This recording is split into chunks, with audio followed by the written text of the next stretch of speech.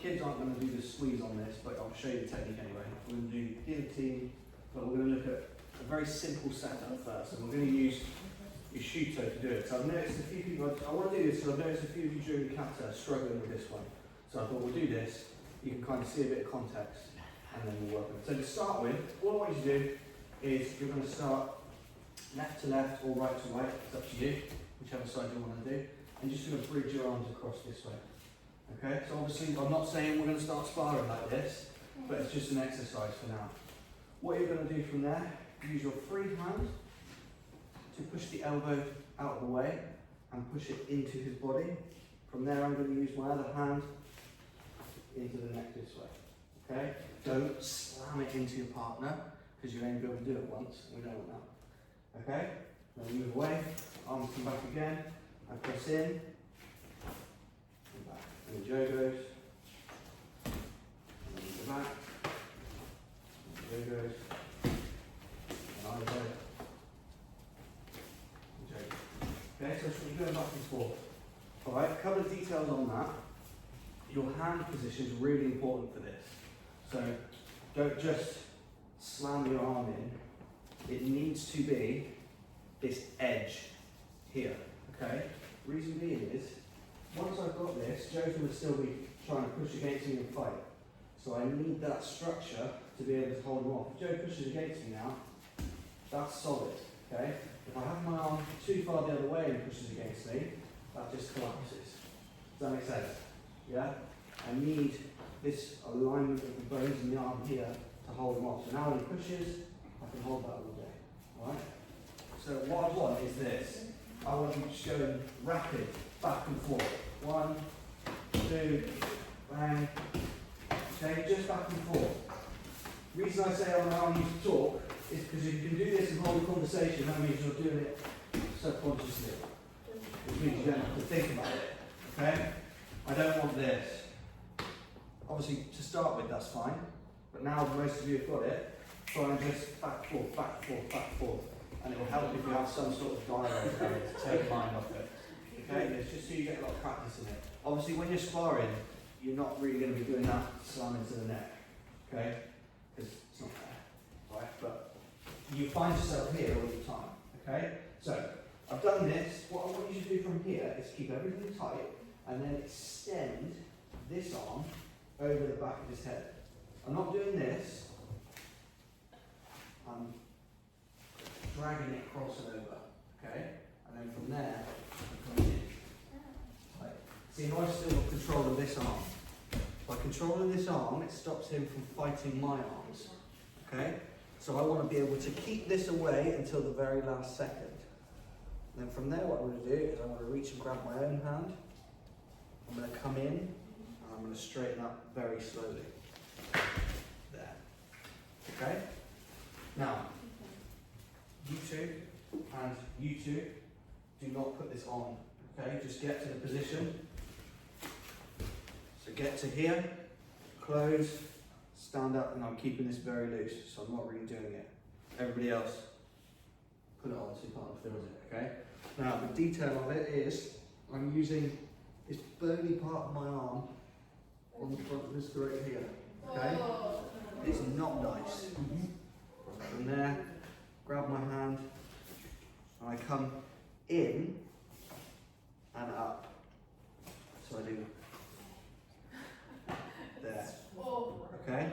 So think the kata we were doing last week at the end of the class where we go down and straighten. That's what I want you doing with your feet. So I'm coming here, I'm coming in, and then I'm straightening up. Okay, so try not to, once we get here, I don't want to be stood up straight and do this, okay? Because from here, that takes a lot. So I'm like this, yeah? I'm very, very unstable there. If something goes wrong, it's not going to take much for Joe to push me over, all right? So when I've done this, I'm coming in, bang, shoot it over, and I'm putting my weight on it this way. See, I'm here now. Then I get the grip. Then I step in with my feet, keeping my weight on it, and then I come up. So I'm here.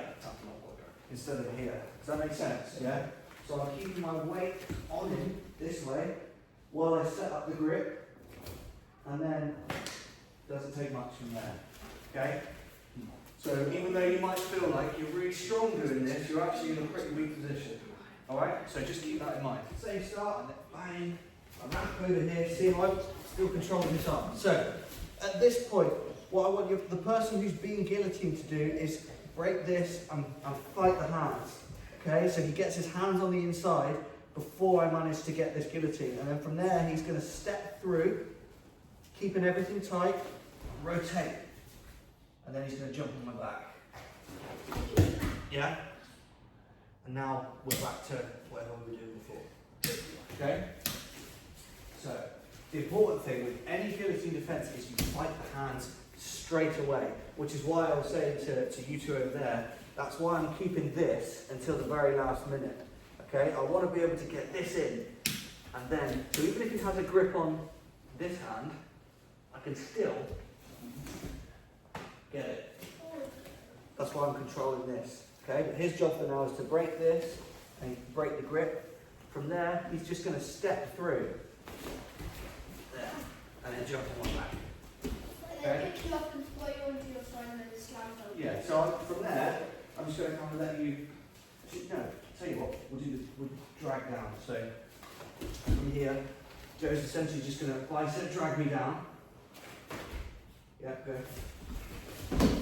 I'm going to go to here. Okay?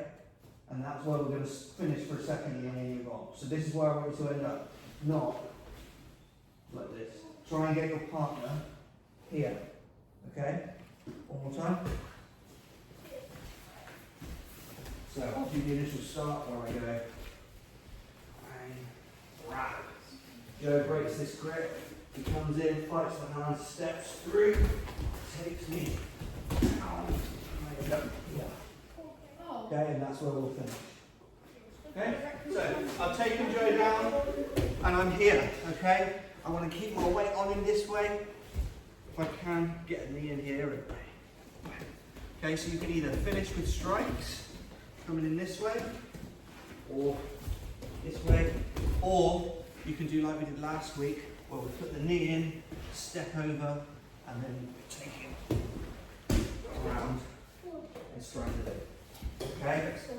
Essentially, use any of the things you've done over the last few weeks where we've been focusing on taking the back and do some sort of finish. Okay?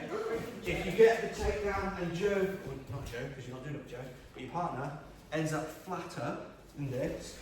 Okay? So obviously from there, you can do even, it's probably easier for you to get your leg round this way and in. If your partner ends up more on their side, yeah, then you can go here. You can do an armbar. Take it back, or armbar. Okay? Okay, so the whole drill. I will start with the Shuto. Again, one more, I mentioned this to a few of you actually, I'll mention it to everybody. Detail on this, try and push at the elbow. Okay, because I want to pin this into him. And I got control here. If I push too high on the wrist, he can whip that elbow through and hit me, or he can just move. Yeah, I want to be pinning this to his body and coming in here. Now I've got control of it. Reach over, come in, he's going to fight the hands, he's going to step through, take my back, drag me down, and finish somehow, some way, however he wants to do it. Okay? Once we're done, if he's, so sorry, stay there, Joe. If he's going to finish with strikes, okay, he's going to hit a few, bang, bang, he's going to keep his weight on as he stands up, and then he's going to move away to a safe distance. Yeah? Don't go bang, bang. That was really good. Wasn't it? Yeah, awesome, thanks, sweet. Right. Stay in fight mode until the drill's finished. Did you see what I did? Yeah. Yeah, control the shoulder and the hip. Put the weight on Greg so I stand up. Hands up. 3 shuffles away.